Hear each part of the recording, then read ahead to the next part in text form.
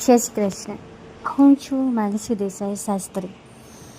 12 રાશિઓ વિશે આપણે ઘણું બધું જાણતા હોઈએ છીએ, જાણવાની ઈચ્છા રાખીએ છીએ. પણ આ 12 રાશિઓનો ઉદ્ભવ ક્યાંથી થયો, કેવી રીતે થયો એ કદાચ કોઈને નથી ખબર. તો આ રાશિનો ઉદ્ભવ બેબીલોનિયન સંસ્કૃતિ ઈસવીસન પૂર્વે 1000 અથવા 700 દરમિયાન થયો હતો. રાશિચક્રનો પ્રાચીન મેસોપોટેમિયા એટલે કે બેબીલોનમાં નંખાયો હતો. બેબીલોનિયન ખગોળશાસ્ત્રીઓએ જોયું કે સૂર્ય આખા વર્ષ દરમિયાન આકાશમાં એક નિશ્ચિત માર્ગ પર ચાલે છે, જેને ક્રાંતિવૃત્ત કહેવામાં આવે છે. તેમણે આ માર્ગને 12 સમાન ભાગોમાં વિભાજિત કર્યો.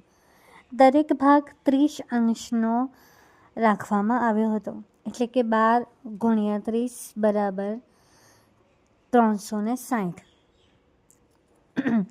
આ દરેક ભાગને દેખાતા તારામંડળો. આ તારામંડળોના આકાશ પરથી તેમણે રાશિઓના નામ પાડ્યા હતા.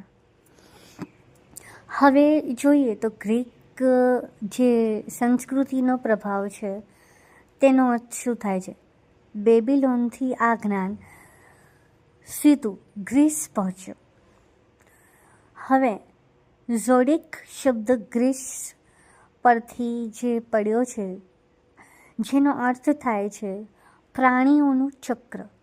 ગ્રીકોએ આ રાશિઓને પોતાની પૌરાણિક કથાઓ અને દેવતાઓની સાથે જોડી દીધી હતી.